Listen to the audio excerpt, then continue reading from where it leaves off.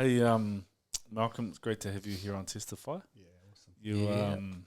You've shared for a little fraction of a story in front of the chapel, but just gives us an opportunity to hear a little bit more of your story. And so maybe just how's life at the moment? How you going at the moment? Wow, yeah. No, I've been really good, really good.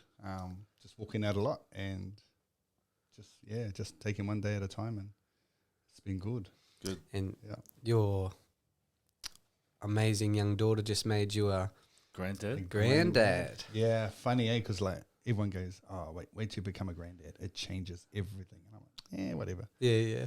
And it changed everything. Like, I think I'm more content. I think I'm more, Oh, wow. I'm pretty soft now. Even Bernie was like, man, I didn't even think you were like this with Jana. It just does something to you, brings a contentment. Melts your heart. Healed a lot of bridges that needed to be healed, I suppose. I don't know, but it was like a healing balm for me. Man. Yeah, and me and Jana's relationship is pretty awesome. Great. Yeah. Man, the Bible sort of talks about that in a roundabout way, eh? Sort of. Yeah. It's a blessing. Yeah. Anyway, No, that's amazing. It is. It's life changing, and she's beautiful. Eh? It helps. Yeah, come stay with me forever. Yeah. Awesome. Yeah, that's cool. Wow. Yeah. So that's where you're at now. That's good. What didn't start like that? Take us back to, I'm not going to say it correctly, Potirua? You did really Did a well. shot, Is bro. that it? Yeah. Dude, Nah, he's alone. Nah, that was good. Was it? Yeah, you rolled the R. That was. I tried, yeah. Yeah. People normally get parawa. Pararua? Yeah. Yeah. Porirua. Twin Harbours. Yeah, that's what it's called. But Something Creek. What is it? Cannons Creek. You would, Cannons Creek. man, it's really funny being on the coast. I meet people away from, like nowhere near Chapel, away from Chapel, and they're from there. And I'm like, oh, hang on. Do you know Who do I know? Yeah. And then, but I might forget like who's from where. Yeah. But then, Just half a chapel's from Puriru. yeah, it's pretty crack up, eh? It's so good. Now, Puriru it was a hard upbringing because most of the people were Polynesian, and being Pākehā, white person in Cannons Creek is pretty hard. So you were born there? I was born there, raised there, fought there. Māori parents? No, so my mum's Irish. Come over from Oh, Ireland. no way. Yeah, fair dinkum, man. So why Came over from Ireland From to Ireland Porirua. to Purua, yeah. Okay. What is it like there? What sort of town is it like? Puriru. Yeah. Well, it was originally supposed to be a suburb to house immigrants that were working in Wellington, but it grew so big. I think there's like 70, 80,000 people in there now. And so it's growing. It's amazing. It's a beautiful city. It's cold as heck. Just don't park your car in the drive. So put your wheel nuts on it because it'll be on bricks afterwards. It's not near the beach or anything, eh? It's like in the middle of... No. So it's Twin Harbours. So there is a harbour in the middle of this city, and you have Cannons Creek or Pura East, where all the gangs and whatnot are, and then you have West, which are the surfies, the beach. You were East, eh? Yeah. So your mum's from Ireland. So my mum's from Ireland. She's my grandmother was like a real Irish, rosary one hand. She came over as well. Rosary one hand, whiskey in the other. My grandmother owned most of the bars in Wellington in the 20s. Wow. Yeah, she was pretty clever woman. Funny story is, I used to like me and Bernie's best friend is actually a relative of mine through my grandmother who married like 4 or 5 times. Yeah. Whoa. And we're at the funeral going, hey, what are you doing here? She's like, oh, that's my nana. I was like, hey, that's my nana too, man. But we've been drinking buddies forever. So your mum's from Ireland. Yeah. Was she born in Porirua? No, she was born in Ireland. Oh, okay. And So she then moved with her mum. That's right, yeah. And then, where's your dad from? So he's from Christchurch. His genealogy from France. That's where the Delamare comes from. Or Delamere. Delamare. Yeah, over the sea. They came over in the 1800s on the boats to Akaroa, and then migrated there. Akaroa. Akaroa. Yeah, man. And so my mum, her first husband was a Māori, and he died in a coma in New Zealand. Probably the longest Māori to be on a coma without the life support. And then he just never came out of it. But she had one son to him, who's like our big kaumatua, who's our big chief in the family. And then my mum whangai 2 other families, 1, 2, 3. I think there's 27 of us that she raised up. Jeez. So I'm the baby at 27, so there's Niueans, there's Māoris, there's and Pākehās. Yeah. Wow. So you were biologically born Through mum. your mum. Yep. Your My her dad, second husband her second husband, yep, was your biological dad. correct. And how long did he? So he's still alive today. Oh, okay, So cool. he's still alive. My mum's passed away now. Oh, yeah. Yeah. And she whangai. So just explain that. Oh, she because- adopted. She Yeah, yeah. adopted Yeah. Unofficially. unofficially. I got it. Yeah. So they just come and live with you. No, I got it. Okay. No, I'm not thinking just you. I know you get it. it's just us. Get it. It's, No, but just- thank you. it's others. Yeah, others. For the guys For listening. the guys listening. Sure. And yeah, you're close. You're close with the others. Well, yeah, the Niuean side is probably the family I grew up with. Yeah. Funny story is when I married Bernie, I married her at 18, and like, That's better. oh yes, You can sit back a bit if you want, so you can talk into it like this. all right. There we go. Hey. But when I married her, I said to her, "Look, man, I'm going to introduce you to my family." She said, "Oh, I've met your family." I said, "No, the rest of the family." And so some of them are like dark hairs. She's looking at me, goes, "How are you actually related?" And I went, "See that lady over there?" Goes, "Yeah, that's our mum." Yeah, but how are you related? And I was like, "Oh, wait, I think they're born in nighttime and I was born in the daytime." I don't know. And then it was for the first time I actually thought about it and went, how are we actually related? Like I never thought we weren't related. Wow. I didn't actually realize there was a difference between our colours. Like to me, it wasn't an issue. I didn't even fathom it Yeah, that's cool. until she I'd say. questioned it. She just went, "How are you related?" And I went, "Well, actually, I don't know. Wow. It was just your life. It's just my life. Normal. That's cool. Yeah, It was That's your real cool. normal. that So was my normal. You're growing up in Porirua, east side. Yeah. God, where was he on the scene? Never. Never. It was. Oh well, my mum went to Catholic. church. Yeah. I started smoking pot when I was like 11, and I would go to their church off my tree. Didn't believe Jesus was real. Didn't think because we used to do rosaries. Oh, yeah. And I said, "Mum," I think I was about 9. I said, "Mum, is God deaf?" They go, "What do you mean, son?" I said, "We have to say too many Hail Marys and a lot of our fathers." Yeah, good point, eh? Yeah, I said, is he deaf?" You just don't say that to your mum, so you get a hiding. So I got a hiding, and I didn't believe in God. I didn't think it was legit. Growing up in the Catholic Church, my mum wanted to make my first communion, so you have to go to the priest, confess some stuff. And by that stage, I think I was like 14, 15.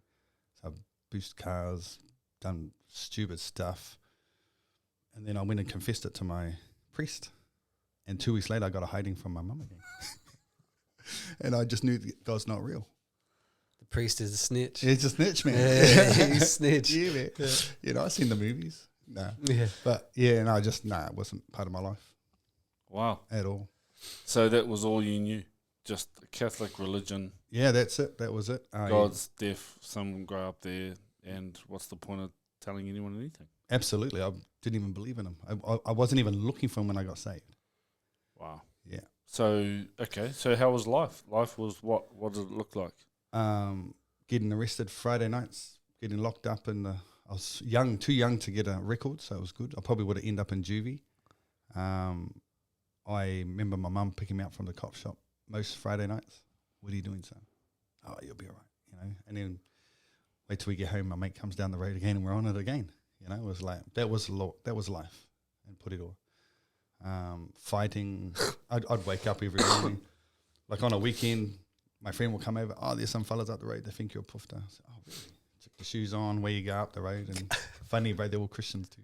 And so I walk up. Yeah, I go to the Samoan church, and I say, "Hey, which one of you fellas think I'm a pufta?" They're like, "I do." "Oh, come on in. Let's do it right now." I think I'm like 16 then. And they go, "Well, take us all on." There's 10 guys. I'm like, "One at a time, sweet ass. Take you all on. I don't care." And they go, now take us all on at the same time. I said, oh, who's the pufta now? And so I just grabbed him by the tie because we're in his church class. Yeah, nice. Rub the face on the road and get wasted. But smash about 5 of them. Earn their respect later. About 10 years later, I'm pastoring, and I'm associate pastor of the church. We had a pastors meeting, and these guys are the worship team. And they look at me and they're freaking out, and I'm looking at them going, "Oh, you're still here." Yeah, Still poofters. Yeah. No. So in Purito, you're either going to get picked on all your life, or you're going to earn respect. And so I wasn't going to get picked on. So what did you do sport-wise? So for sports, I played rugby league. Love rugby league. I never played it in my life. Probably not till I got to college, third form. Oh, yeah. Yeah. All my friends were Islanders. They're like, come play. I was pretty quick. Ran away from a few policemen. So you could be quick. I think I played 3 games. I made a rep team after 3 games. Made the rep team for the next 7 years. Tried out for junior Kiwis at 15. Did martial arts, did taekwondo. Oh, yeah. Oh, yeah. Same. Hey, the first fight I ever had was against an Australian. Oh, really? Fair dinkum, man. Yeah. I was like a yellow belt or something. Did he knock you out? Nah. Nah, it's only semi-contact anyway, isn't it? Nah. Yours wasn't? I've knocked a few guys out. Oh, jeez. Yeah. I mean, yeah, same. Yeah. So, taekwondo, how long did you do that for? From about 11 to 17 till I got saved. Oh, you would have been sick. Yeah, I was supposed to go to Olympics. I won the New Zealand title a few times, and No way. yeah, won the Australasian champs. Oh, that's why you were doing full contact. So I was doing full contact. Man, that's awesome. That's probably why I was a real cheeky fella, because I had a confidence. Mm. I think I was about 15, and I just won the bronze medal for the New Zealand title, and no one in my family came to that fight, which was just up the road. So no one really supported it. They were like, yeah, closet supporters, And I came home that night because I had to go back the next day and fight for the silver and the gold, and no one asked me how did it go. Wow! And At like 17. Yeah, 16. No, I was 15 then. And I made up my mind that moment. I don't care what anyone else says. I'll do what I want to do, and that's it. So if they disagree with it, man. yeah. So I went back next day, won that one. Come home, still again, no one said nothing. I put my gold medal up on my wall, and just life goes on. Wow. Yeah. So I did that for a few years till I got saved. Okay. So tell us about that. So God's in a sense nothing right now. Absolutely. You're sort of just living day to day, doing whatever you want. Yeah, yeah. Trying to fight your way to be respected. Man, yeah. Yeah. I just didn't want to be a lackey. I didn't go looking for fights. I think I just they always used to come find me for some reason. Yeah. Yeah. And then okay. So how did God come on the scene? Bernie and I were at a party one day. Oh, okay. How old were you? I was 17. How did you meet Bernie? From school. We've been friends from school. Bernie's parents went to the same Catholic church as my mum did. Oh, okay. It's funny because it's a Māori church too, so it's all in Te Reo. And it's funny because I'd have to speak in the Te Reo language and Bernie was speaking the English. It was real weird. She's like Māori and I'm a English. Anyway. And then we hung out. We were at the same college together. And then... just flirty or friends or nah, not even? Nah, she liked me, but I wasn't into girls at college. I was into sports, right? Martial arts. She saw the gold medal on the wall. She saw the gold, man. Yeah. And she used to flaunt it too, man. She used to bring Bruce Lee posters to school and go, look what I've got, Mal. No. She used to love it, eh? But she left school, then I left school, and we hung out with two separate groups, and then later on we all became groups, the same group, and we're hanging out one night, and I think she had heaps of Christians sharing to her or something. It's a great story, but I noticed that one night we're at this party, and I looked at her and I went, "You're not drinking?" She went, "Nah, I don't feel like drinking anymore." So what do you mean? She goes, "Yeah, I think I'm going to become a Christian." Wow. I was like, "What? You'll be a nun for the rest of your life." What the heck? I'm out. And the next day she got saved. And oh, whoa. yeah, her life changed. And then, because at the age of 16, I was getting paid $360 a fortnight. $360 a week, plus I had a job to play rugby league in Purito, or Petone. Jeez, that would have been good money. Oh, it was massive. But I had no one to tell me what to do with it, so I just went on drugs and alcohol. And then on the Tuesday. So she gets saved. I get saved. Oh, Wednesday, October the 11th, in 1992. So what was happening on a Tuesday night for her to get saved? No, she got saved on the Sunday. Oh, okay. On a Tuesday, I'm going around her house Yeah. to take her to the pub. Right. Let's get on it, mate. Because that's all we did, just drink, smoke, drink, smoke, drink. You and Ben. Me And Everyone. Yeah. So me and my mate, we rock up to her house. And I went, mate, come on. And I got Rastafarian hair. I got goatee. I had long hair, gum boots, real poor. Yeah, hoary. Wow. That was me. Obviously, I don't look like that now, but praise God. And I said, come on, man, let's go to the pub. She goes, nah, I don't drink no more. I said, I'm a Christian. I said, mate, don't worry. We all get to heaven, man. Don't worry about it. Wow. Okay. Yeah, and then this other fellow, he was random as he comes out from behind her and goes, hey, you see these shoes? I went, yeah, because God gave me these shoes. And I went, wow, you got some pretty heavy smoke there, man. God gave you some shoes. Oh. Anyway, I walk in her house. We're sitting down there talking, and I'm sitting on the edge of the couch, and there's a TV to the right of me, and everyone's sort of on this side of the lounge, and my mate's sitting in the corner. And they're telling me about Jesus, and I'm just like, yeah, whatever. If that's what you want, that's fine. And then the Samoan man walks in, and he's an ex-bikie gang turned minister.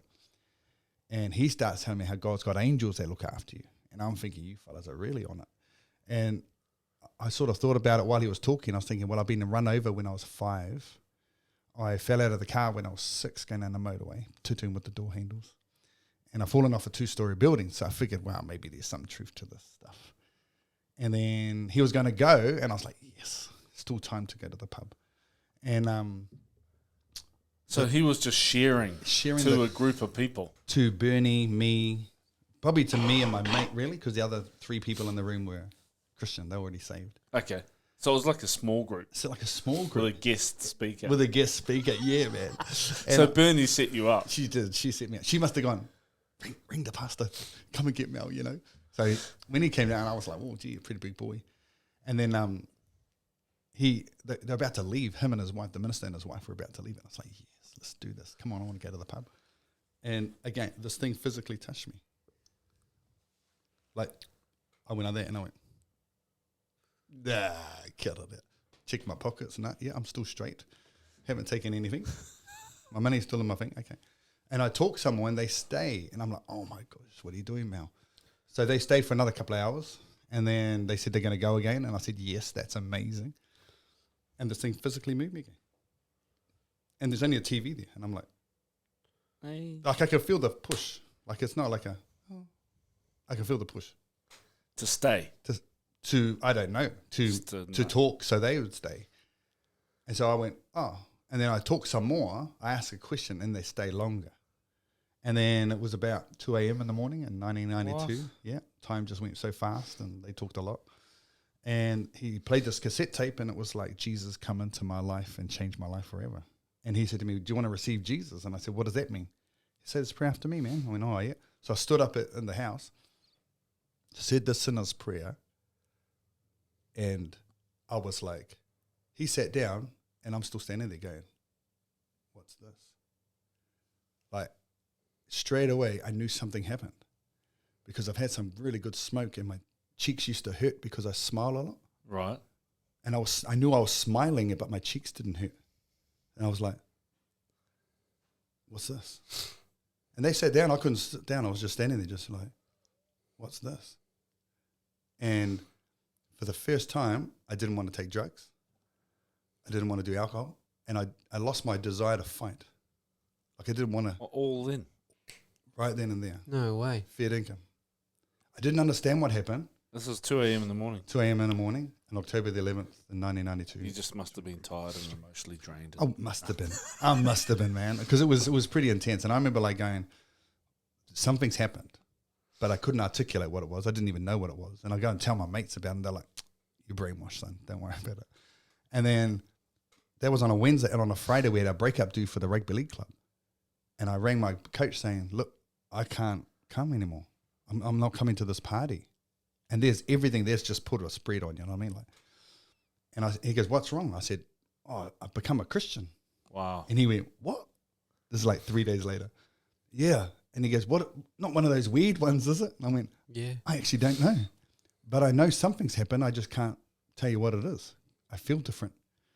And then that Friday comes, and, you know, in the 90s, like everyone's got the guitars out, and we'd go down to Wellington and they would do like singing songs. And back in the day, I used to beat up a lot of people who did sniffing glue and stuff like that. We used to like just not like them in our city.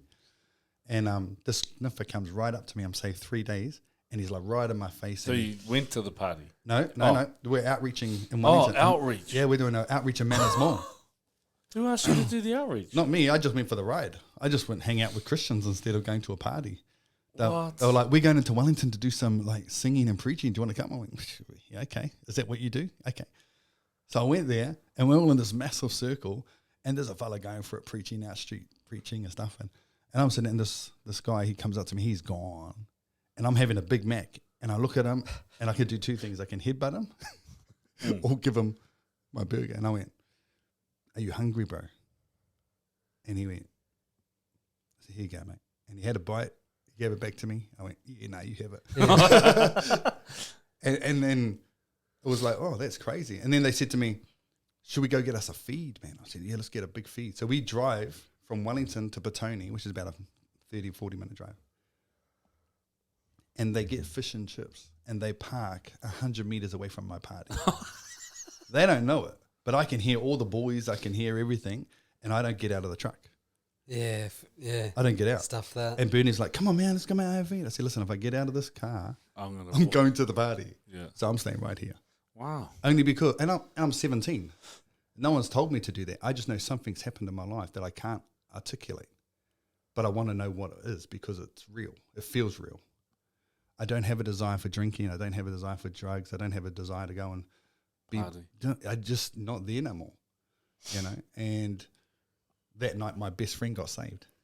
We went up to Wainuamata Hill, and he gave his life to the Lord. Was he in the bus with you? He was in the bus with us, hanging out with us. Yeah, that's huge. Pulling up beside the party, dude. It was man. I think when I hindsight, I look back, I go, those were defining moments. Yeah. Where I chose God over indulgence, and He became more real to me then. And this was just 3 days in. 3 days in. Jeez, 3 days. First encounter was on that Wednesday night. Yep. Changed me. Like literally. Literally overnight changed me. Shucks. I had no withdrawal symptoms. I had nothing. The only thing I didn't give up was the cigarettes, and I gave that up like 6 months into my walk, only because I heard God tell me something and change me. So Bernie was already a Christian by 2 days, 2 days in down that track. Yeah. And then you straight away outreach on the Friday. Yeah. That's massive. It's huge. It was just like, let's go full on. If He's real, I remember saying to him, I said, look, if you're that real, God, then come on, let's get real. I don't want to be a nice guy. You didn't make me saved to be a nice guy. I said, so obviously I'm saved for something. I have no idea what that is. Let's just keep going. So you and Bern are in a relationship? Nope. No, you're just friends. We're just friends. We've been friends forever. We'd never had a relationship before Jesus.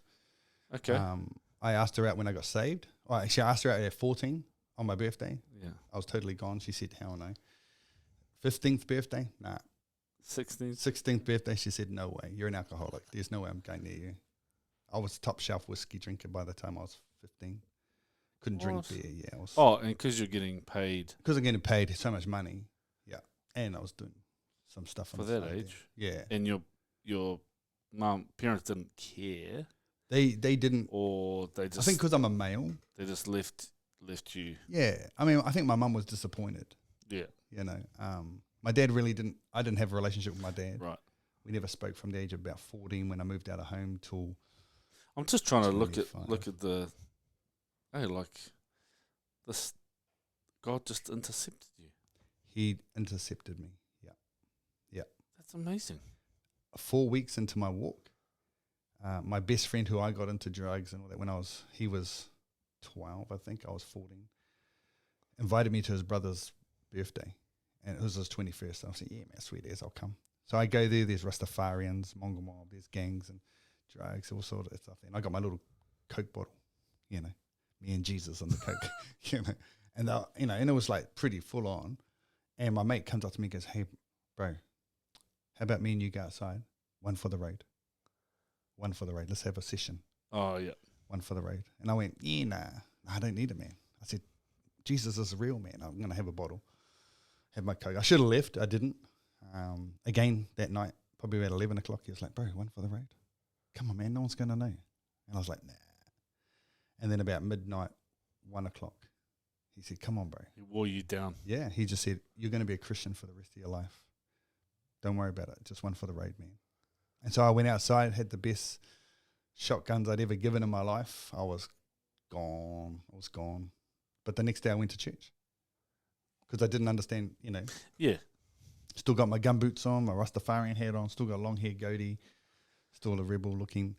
And I remember the minister preaching one day and he said... You've been to church before? 4 weeks into it. So I was 4 weeks into my journey. And so, sorry, after that Wednesday, you did an outreach Friday. What church did you go to? it was called the One Way Christian Fellowship. Wow. And that's... Doesn't How did you hear about that? Just... Because the pastor was the pastor of that church. Oh, the The Samoan guy. Yeah, so he had a Samoan guy, Pākehā wife. Yeah. They had 2 beautiful kids. Oh, so because you were there on the Wednesday, you just thought, oh, yeah, I'll just go on the Sunday. Just go Sunday. Yeah. Okay. So you've been 4 weeks there, just 4 weeks there. learning the... Learning the gospel, watching Yeah. the power of God demonstrated, people getting delivered. It was an eye-opener. I was like, what the heck is this? Wow. And they were like, this is just the devil getting hiding, people being set free. I was like, oh, yeah, that's cool. That's cool. Wow. But I hadn't read the Bible yet. I was still sort of not even in the Bible yet. Wow. And So you go out on the Saturday night So I got on Saturday night, and you have one for the road. one for the road. And I'm Get gone. worn down by this friend. By my friend, yep. And I go to church the next day and the pastor's preaching and he said, when the devil said to Eve in the garden, you can eat any tree of the garden, any tree. He didn't yell at her, didn't scream at her. It's just like your mate. That's what he does. He looks at me. No way. He goes, it's just like your mate when he offers you their joint and says, one Hey. for the road, bro. One for the road. And I was like, he's got spies on me. He's spying on me, man. That's like too surreal because I didn't understand what was going on. But he said, if you want to be a strong Christian, you got to fear God. This was just in a sermon. Shit. But he's like talking to me, man. I'm just like, there's 120 odd people in this church. And I'm just like, and then he said, if you want to be a strong Christian, you got to fear God. And so I'm 17 years old. I go home after the church service. I sit in my room and I'm like, hey, God, I think you're pretty cool. I think you saved me. I know you did something in my life, but that man told me if I want to be a strong Christian, I got to fear you. But I don't fear nothing. I don't fear any man. It's just my upbringing. But I want to be a strong Christian. So can you teach me to fear you? Wow. Yeah. Wow. And then I heard this audible voice as crystal clear as I'm talking to you today. And he said, fear not. And I jumped under the, like it wasn't like a fear not. Yeah. It was fear not, but it was like surround sound, but yet Felt it. felt it. And I jumped under my blankets and I was petrified. And I was like thinking someone's in the room. It was that loud. Yeah. And then I think, maybe my mum and dad are punking me kind of thing because they thought I was brainwashed and joined some cult anyway.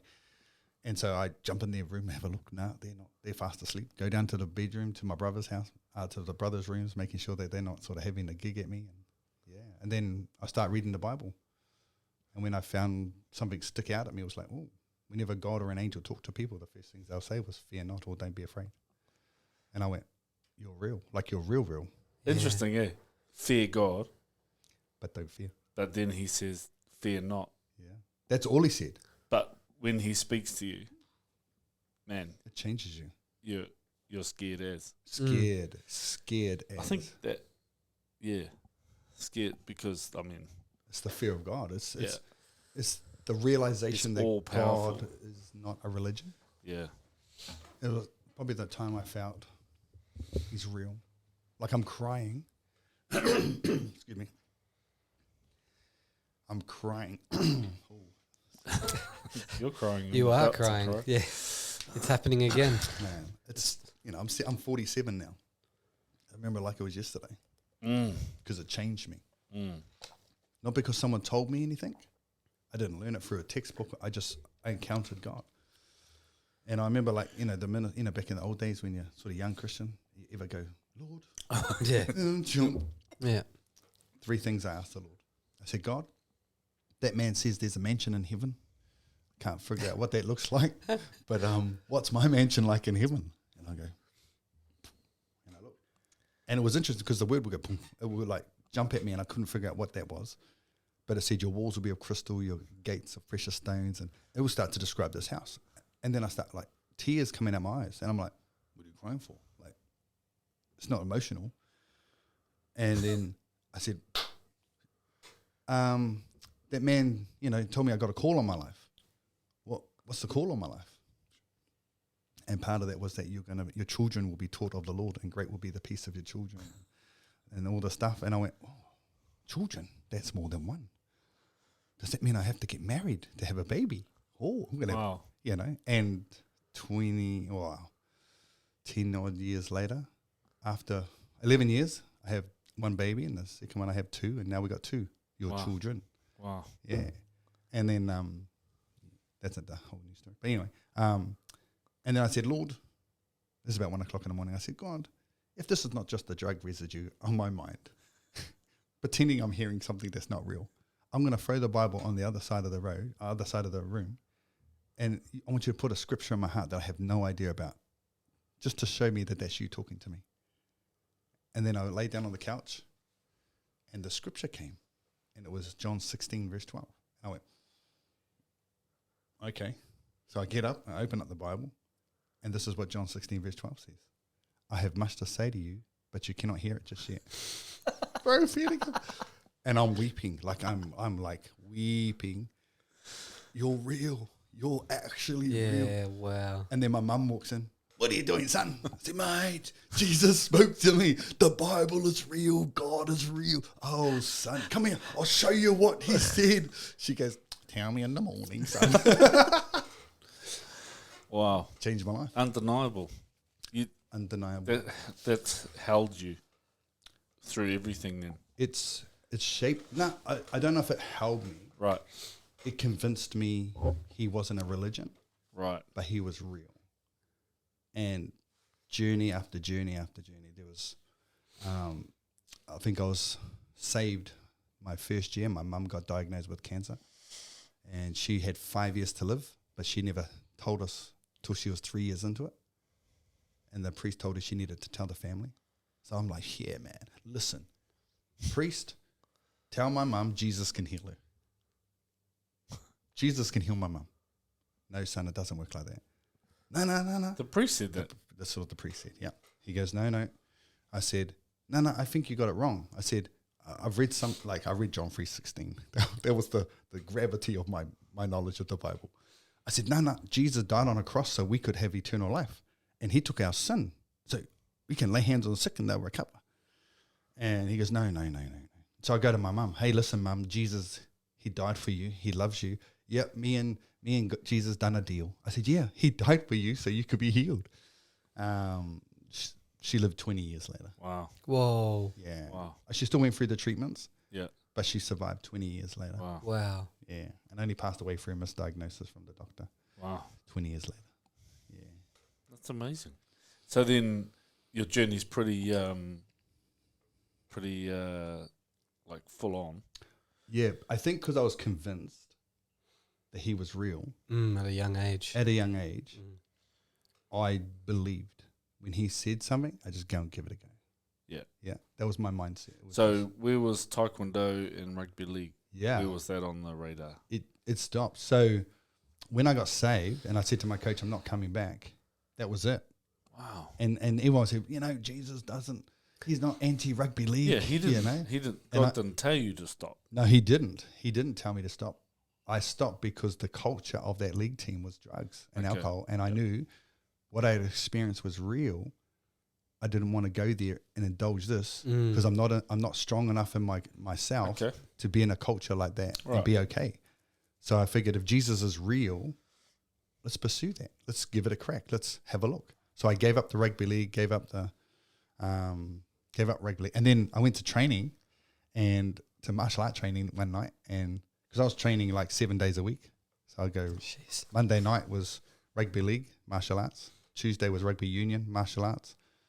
Wednesday rugby league martial arts. Thursday rugby union martial arts. Friday rugby league martial arts. Saturday morning rugby league. Saturday afternoon rugby union. If I made the rep team, then I play on Sundays. If not, then I'm training martial arts on Sunday. So that was my life for like forever. Yeah. And then I went to training one night, and my instructor goes, "I've heard you become a Christian." I said, What? Yeah. And then he goes, "You can't do martial arts anymore." What? I said, "What?" He goes, "It's against your religion." And I was like, first I've heard of that one. So I went and talked to my minister. I said, "Hey, is martial arts not of God?" And he said, "No, it's not." And I said, "I don't believe you." I got a real stinky attitude. So I went home and had a suki, and I said, "Lord, if it's not of you, then you show me so I know that it's you telling me, it's not just some fella telling me you can't do it."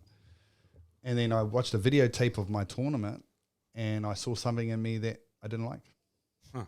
And it convinced me straight away that there was a power behind the art that was demonic in essence, and it worshipped foreign deities. So I said, "No, Yeah. I want Jesus. If I'm going to give him everything, let's go all in." Okay, so Jeez. you're not training martial arts anymore. Right about rugby league then? No, I gave up the rugby league because the culture of Porirua rugby league, well, it's just drugs. But you kept playing rugby league though. No, I quit. Didn't you go to Melbourne or something? Yep. So I quit rugby league from the age of 17 when I got saved till I was 25, and I went to Melbourne. So Bernie and I, so we're married then. Yeah. We moved to Melbourne in 2000. Oh, you both moved to We Melbourne. both moved to Melbourne. What was that for? Work or No. Change. just move out of P-Town, Yeah. move away from New Zealand? Yeah. Yeah. So there was stuff going on in my marriage that I needed answers for, and the ministers weren't giving me answers. And so I just thought change of, which is a big lie, but change of geographical area might change the heart of a person, which doesn't work. You go where you are. Yes. Your issues come with you. Yeah. Yeah. Okay, so did you play rugby league in Melbourne? So I did. Played for Dufton Steelers, which was originally a Berwick Bulldogs team. That was pretty insane. And I felt fulfilled. I felt like I gave up the opportunity to come to Australia at a young age to follow God, and God gave it back to me Right. Yeah. Wow. later when I was a bit more mature and, Yeah. you know, even though I was still an egg. Yeah. Because we don't really mature till we hit 30, eh? Yeah. So 40.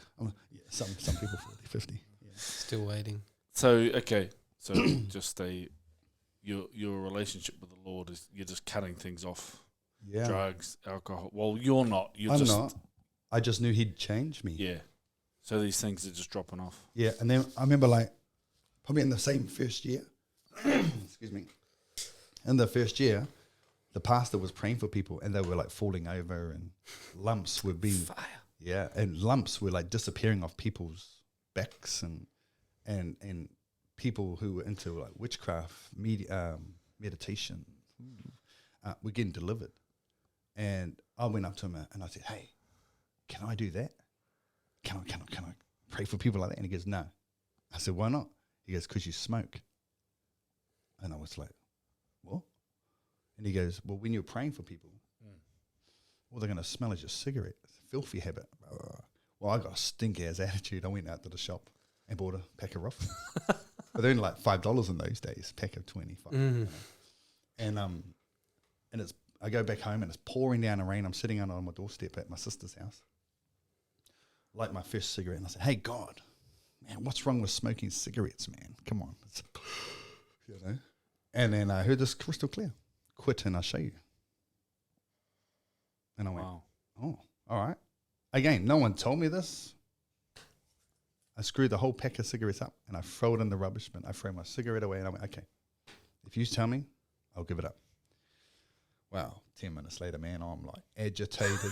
I'm frustrated. I'm like snapping at my sister. I'm like going through the Are cupboard you trying what? 17, 18? 17. Oh yeah. This all happened in the first year of my Christianity. Yeah. And I'm like, "Oh my God, man." And I'm like just losing it, man. So I get upstairs in my room and I'm just like, "God, what the hell is this, man?" And he says, "Son, these are the hidden sins of your heart that I've been trying to deal with. And every time I bring it to the surface, you suppress it with a cigarette." Bam. And I just went, Were you smoking like 25 a day? oh. 300 a day. I was smoking a lot, but I was unemployed. At that point, I was unemployed. I'd stopped all my leave, got no money now. I'm just going after God. And that moment, I stopped smoking without any withdrawal symptoms again. I just repented of my frustrations, my agitations. Then he started teaching me about why I'm angry. Why am I frustrated? Because I took that into... So I got saved at 17, but I married Bernie at 18. And so I've got all these issues that I have no idea. I've never been mentored in what it looks like to have a relationship. Yeah. So I blame Bernie for a lot of my anger, my frustrations, and until one day God just said, it's you, son. Mm-hmm. Boom. And then he started teaching me about, the minute I abdicate and blame, I abdicate my right to change. So I won't change it. So I'm just like, oh. So every time she make me angry, I go, oh, God's sifting me. Okay, I need to own this. Mm. And so over a process of years, I just start owning it instead of blaming. So this Samoan pastor sounds like an awesome guy. Oh, he was amazing. He was amazing. Like it's that raw, eh? It has to be that raw. In a place like P-Town. It has to be. Yeah. Like, I remember bringing my best mate who I got into drugs and bro, come check out this church, man. It's like next level, man. He was like, oh, yeah, he's a big boy. He's always been big, like massive big. And so he rocks up and they're doing the worship and we're in the school hall, 120 of us. And then the minister just goes, hey, couple, come out the front. And there it's this couple in front of us. They come out into the aisle and the wife just drops to the ground and starts slithering like a snake, frothing out the mouth. And my mate's like, what the heck's that, man? And I'm just like, don't worry, dude. God's just giving the devil a hiding. Yeah, I was like, you not one. I was like, wow. That's amazing. Don't worry, dude, you're next. Yeah.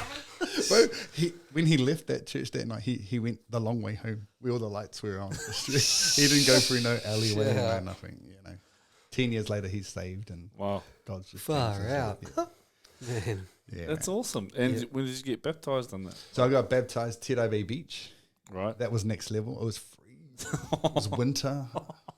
It's like cold. Yeah. But we had like 30 people get baptized. Wow. And, I think Bernie and I got filled with the Holy Ghost the week before we got baptized. Wow. And I remember getting filled with the Holy Ghost and speaking in tongues, and me and Bernie are like, and I go, what does yours sound like? And it was like, is that like legit? Is that like, and we were walking this out and, it was so good. It's just such a childlike attitude towards everything that was going on. Yeah. That's awesome, eh? Yeah. That's pretty cool. And then it was just listen and do, pray, read your Bible. Yeah. Like I never read a book, man. I failed school. The teacher asked me to leave school at 5th form. Ask you to leave. She goes, son, it's probably not a good year. You come back next year. And I was like, all right. Try rugby. Try rugby, yeah. Oh, they didn't even know I did rugby. They didn't even know nothing. That was terrible. So after, we'll close with this, but after this year of just wanting to know God, quitting sports that you knew, not working, where did work come in? Like, what did you do? So my first job as a Christian was at a second-hand shop called Mr. Jumbles. That was my first job. Mr. Jumbles. Mr. Jumbles was like all the second-hand clothes that you put in the bins. I would go and sort all those clothes out. Yeah, that was my first job. What other jobs have you had? Just name some. Name some. If you, I don't know if it's like that in Australia, but in New Zealand, when you got the zebra crossing, the zebra crossing, and you had those orange balls that get I made those. Oh, wow. Yeah, that was my job. When I was 7. When I just left school. So I was 16 then, that was my job. So I've done that. I've done panel beating, spray painting. I worked at Mitsubishi Motors, been a funeral director, marriage celebrant, being a banker. I was a manager in a retail shop. You worked at Tegel, didn't you? No, chicken. Yeah. So I worked at Kokovan. Yeah, that was my boot camp, man. That's where God really taught me so much about life and God and persecution. And chicken. What's interesting is one of those guys lives here on the Gold Coast. He was at the Easter United. He was really? He knows, what was his name? Oh. Isaiah. No, Simon Rogers. Okay. He knows Rogers, yeah. Awesome. He works with him, actually. But okay. So he came to the Easter thing. Oh, how cool. So I've been working on him since 1990 something. Wow. Yeah, close. It's amazing. That's awesome. It's been a great journey, discovering God, walking with God, sharing the gospel, people get saved. Me and Bernie, when we got married, we had this unit, 23 Bedford Street, where she used to live. And people walk up the street, hey, do you know Jesus, man? Like, he loves you. And they'll get saved. It was just like a natural habitat to just connect with people and God. And I love that about you. You know, you're not afraid just to take it to the Lord straight up. Like, yeah. okay, God, if you're real. Or, okay, God, tell me this. Okay, God. Yeah. You know. Yeah. And I think people are, I don't know, just lack that confidence or childlikeness to do that. The simplicity of it. Yeah, the simplicity of it. I figured God didn't save me to be just a nice guy. Yeah. I figured that. Yeah. And when you hear him talk to you, and you just know it does. It's not an emotional thing. It's is an impact that changes everything. Yeah. And I think for me, it's almost like that taste and see that the Lord is good. So he'll give you a taste of him to see what if you pursue him. Yeah, nice. So some of us, we settle for the, I've heard the Lord, I felt his presence. But that's not it. That's the invitation to come. There's more. I want to show you more. Nice. And I feel like I just go, because we used to fast heaps in those days, pray, seek him, go preach the gospel. Even if I pack a suki, I'm crying, oh God, my day's bad. Bro. He goes, when was the last time you told someone about me? I'm sure, oh, all right. It's not about me. Okay. And you go down the shopping mall and lead people to Jesus. And it was just like, all your problems are gone. You know, your perspectives change. Yeah. Not so much the problem's gone, but your perspectives change. Yeah, shifts. And it just, I think he invites us all into a beautiful relationship with him, but he doesn't go, boom, here I am. He gives you a snippet and go, do you want more? Come a little closer. Nice. Because I want more. I want to show you more, but sometimes we have to position ourselves. Like Moses, he saw the bush and he could have carried on, but he turned to it and went closer to it. And I think that's us. God does things, and it's like, do you want to see some more? I got more for you. Come. Nice. And so that's what my journey was about. It was just like, because no one told me. Like I think when I was 15 and I made that decision that I didn't care what anyone else said, I just run after God because I figured he was real. Nice. That he wasn't a religion. That's awesome. Yeah. Well, we thank you for sharing today. Cool. Yeah. Thank you for even just that first part of your life. Maybe we'll get the chance to do later on stuff. But I just love the rawness of it. Awesome. And how it captured your heart and how you just went full on. And so appreciate your time. Awesome. Yeah, thanks for being where you are today. Yeah. It's awesome. Appreciate it. Having you a part of the community, doing your thing, and it's a blessing. It's exciting being a part of this culture. Yeah, can't help but thrive. It's good. Yeah, fully. Awesome, Praise brother. the Lord. Thank you. Bless you. Awesome, man.